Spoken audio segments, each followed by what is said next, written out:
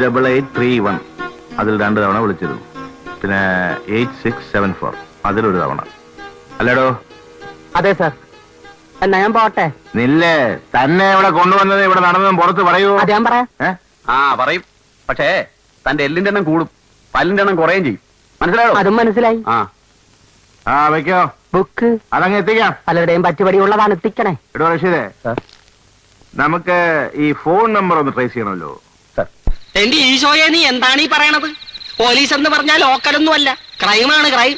അവരുടെ അടുത്ത് ചുട്ടിക്കളിയൊന്നും നടക്കും. എന്നിട്ട് നിങ്ങൾ എല്ലാ കാര്യങ്ങളും അവരോട് പറഞ്ഞോ? ഞാൻ ബാധയെ പറഞ്ഞുള്ളൂ, ബാക്കി എന്നെ കൊണ്ട് പറയിപ്പിച്ചതാണ്. ഈ ആൽബർട്ട് എന്ന് പറഞ്ഞ എന്റെ കയ്യിലൊന്ന് കിട്ടിയിരുന്നെങ്കിൽ. കിട്ടിയാ വിടരുത് കേട്ടാ. അവൻ ചില്ലറ നഷ്ടമൊന്നുമല്ല എനിക്ക് ഉണ്ടാക്കിയിട്ടുള്ളത്. വാടകപ്പണം തന്നില്ല, തുണി തിരുമ്പിയതിന്റെ കാശ്, ഊണ് പോണ് പിന്നെ ചായ. എന്തിന്? വാടകപ്പണം എന്റെ കയ്യിൽ നിന്നാണ് എന്റെ രത്നമ്മയ്ക്ക് കൊടുത്തത്. അത് മുതലാക്കാവുന്ന കരുതി അവന്റെ ബാഗ് തുറന്നപ്പോ കിട്ടിയതാ 2 ഉണക്ക പാന്റ് ഷർട്ട്. പിന്നെ നിനക്ക് സർട്ടിഫിക്കറ്റ്. എന്നിട്ടാ ബാഗ് എവിടെ? അതാ തട്ടമ്പുറത്തെങ്ങാനും കാണും.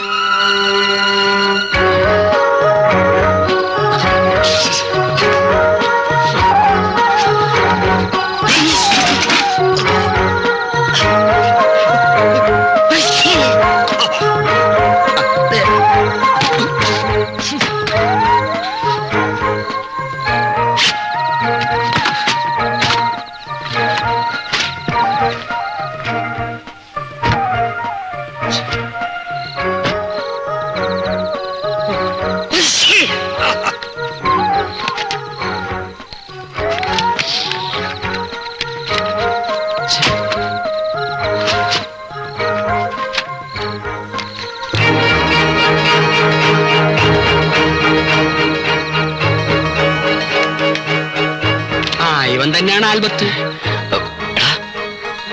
ഇതെന്ന് ബിനോയ് പറഞ്ഞിട്ട് നമ്മൾ ബസ്സിൽ വെച്ച് തല്ലിയ പോക്കറ്റടി.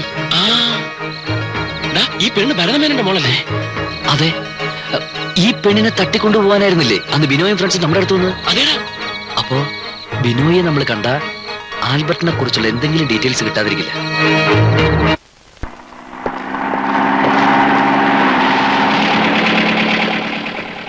എന്തായാലോ ടെലിഫോൺ നമ്പറിന്റെ കാര്യം കിട്ടി സാർ.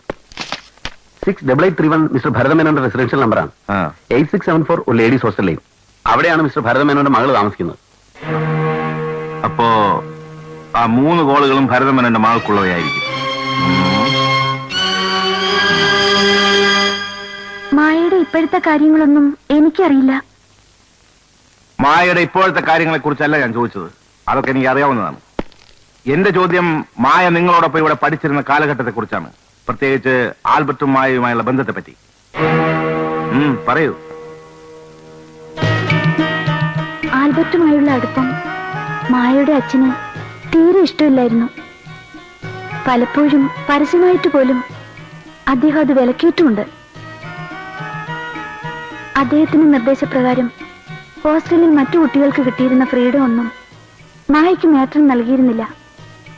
പ്രത്യേകിച്ച് ഹോസ്റ്റലിൽ വിട്ട് പുറത്തു പോകുന്ന കാര്യങ്ങളിൽ. ഒടുവിൽ എന്തായി കഥ? അവർ ഒരുമിച്ച് ജീവിക്കാൻ തീരുമാനിച്ചു കഴിഞ്ഞിരുന്നു. ഞങ്ങൾ ഫ്രണ്ട്സിന്റെ സഹായത്തോടെ വീട്ടിൽ പോകുന്നെന്ന് വാർഡനോട് കളവ് പറഞ്ഞാണ് അവൾ അന്ന് ഹോസ്റ്റലിൽ നിന്ന് പുറത്തു പോയത്. ആൽബർട്ടുമൊത്ത് ഒളിച്ചോടാനായിരുന്നു മായയുടെ പ്ലാൻ. എന്നിട്ട് പോയോ? ഇല്ല. അതെന്താ, അയാൾ കാലു മാറിയോ? അങ്ങനെയാണ് പറഞ്ഞു കേട്ടത്. ഏതായാലും ആ സംഭവത്തിന് ശേഷം അവൾ ആകെ ഡെസ്പായിരുന്നു. പിന്നീട് അവൾ കോളേജിലേക്ക് വന്നിട്ടില്ല. ഇത് നടന്നിട്ടിപ്പോ എത്ര നാളായി? ഏതാണ്ട് 6 മാസത്തോളായി.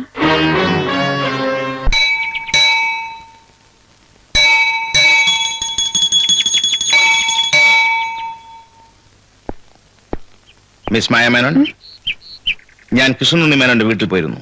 അവിടെ വെച്ചാണ് മേനോനും ഭാര്യയും സ്ഥലത്തിൽ നിന്നും മായ അമ്പലത്തിൽ പോയിരിക്കാനെന്ന് പറഞ്ഞത്. ഞാനൊരു നസ്രാണി ആയതുകൊണ്ടാണ് അങ്ങോട്ട് വരാതിരുന്നത്. മനസ്സിലായില്ല.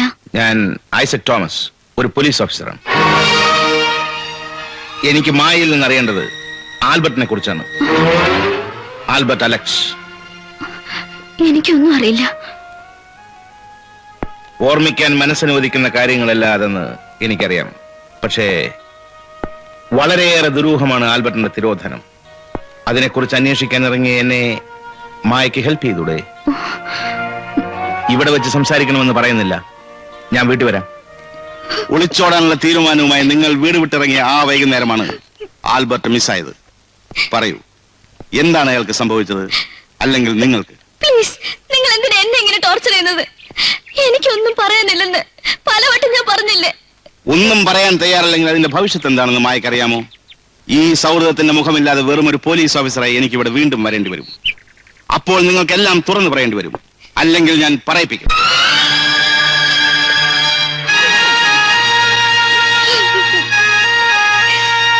ആൽബർട്ടിന്റെ മിസ്സിംഗിന്റെ പേരിൽ നിരപരാധിയായ നിങ്ങളുടെ അച്ഛനെ എനിക്ക് അറസ്റ്റ് ചെയ്യേണ്ടിയും വരും.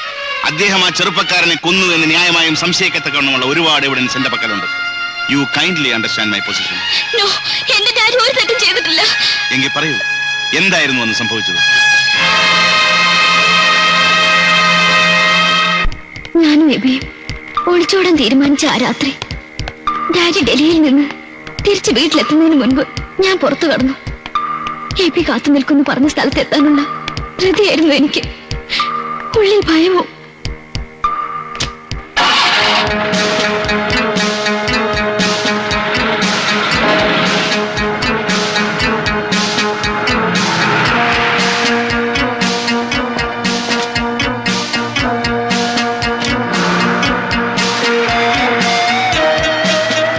നമ്മളിനി എങ്ങോട്ട് പോകും?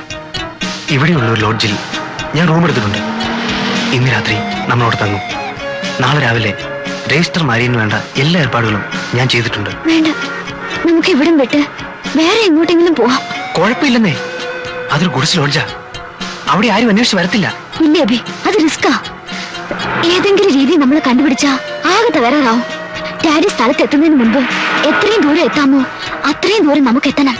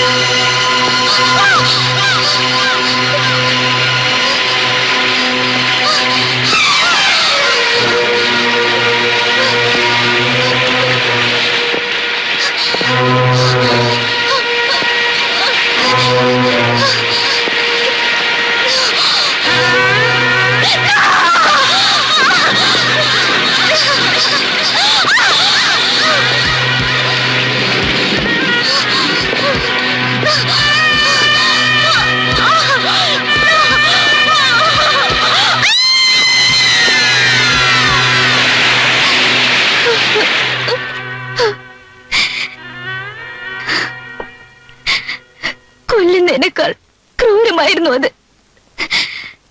എനിക്ക് ബോധം തെളിയുമ്പോ ഹോസ്പിറ്റലിലെ ബെഡിലായിരുന്നു ഞാൻ. അവിടെ ഞാൻ ആദ്യം തെരഞ്ഞത് എബിയായിരുന്നു. കണ്ടില്ല, പിന്നെ ഒരിക്കലും. മിസ്റ്റർ മേനോൻ ഇതിനെ കുറിച്ച് എന്തെങ്കിലും? ഇല്ല, ഞാൻ ഡാഡിയോട് ഇതിനെപ്പറ്റി ഒന്നും പറഞ്ഞിട്ടില്ല. ആരാണ് കാരണക്കാരെന്ന് പോലും. എന്റെ മൗനം ഡാഡിക്ക് ആശ്വാസമായിരുന്നു. നടന്നത് പുറത്തറിഞ്ഞാൽ നഷ്ടപ്പെടുന്ന എന്റെ ജീവിതത്തെ കുറിച്ച് ഡാഡി ചിന്തിച്ചത്. ആൽബർട്ട് ഇപ്പോൾ എവിടെ ഉണ്ടായിരിക്കുമെന്ന് മായക്ക് അറിയില്ല. ഇനിയൊന്നും എനിക്കറിയില്ല.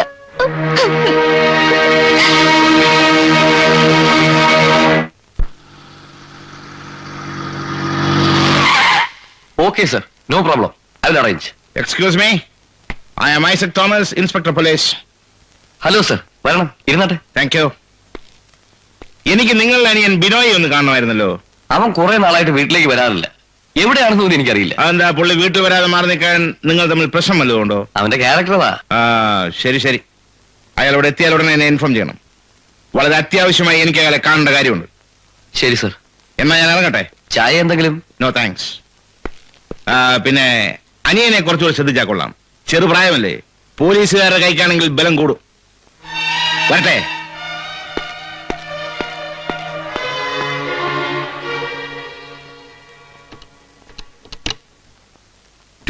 അല്ലേ? അതെ. അഭിനയിക്ക് കൊടുക്ക. ഹലോ. എടാ, പോലീസ് നിന്നെ തിരയുന്നുണ്ട്. ഇപ്പൊ ഉള്ളിടത്തുനിന്ന് വേറെ എങ്ങോട്ടെങ്കിലും പോയി തുറയാൻ നോക്ക്. എനിക്ക് കുറച്ച് കാശ് വേണം. ആ, അത് എസ്റ്റേറ്റ് ഓഫീസിൽ വന്നിട്ട് വാങ്ങിക്ക്. ഓഫീസിന്നോ? ആ. എന്താടാ, പോലീസ് നമ്മളെ തിരക്കി വീട്ടിൽ ചെന്നെന്ന് എങ്ങോട്ടെങ്കിലും മുങ്ങിക്കോളാൻ അച്ഛൻ പറഞ്ഞു. ഇനിയിപ്പോ നമ്മൾ എവിടെ പോകും? എവിടെ പോവാനാ? ഇവിടെ നമ്മൾ അന്വേഷിച്ചൊരു പട്ടിയും വരത്തില്ല.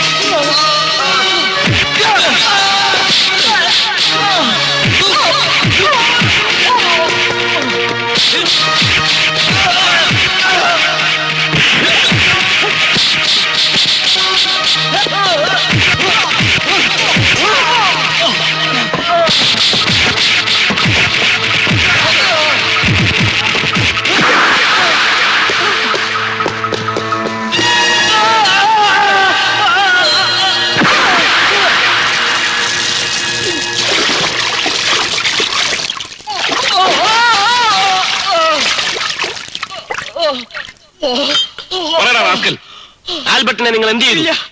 എനിക്കൊന്നും അറിയില്ല. അറിയില്ലടാ പട്ടി.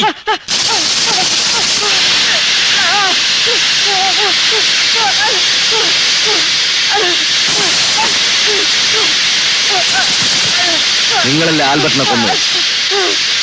സത്യം പറ. അല്ല, ഞങ്ങളല്ല. പറയാൻ. ഞങ്ങളല്ല. പിന്നെ ആര്? ഞങ്ങളല്ല. പറയാം, എല്ലാം ഞാൻ പറയാം.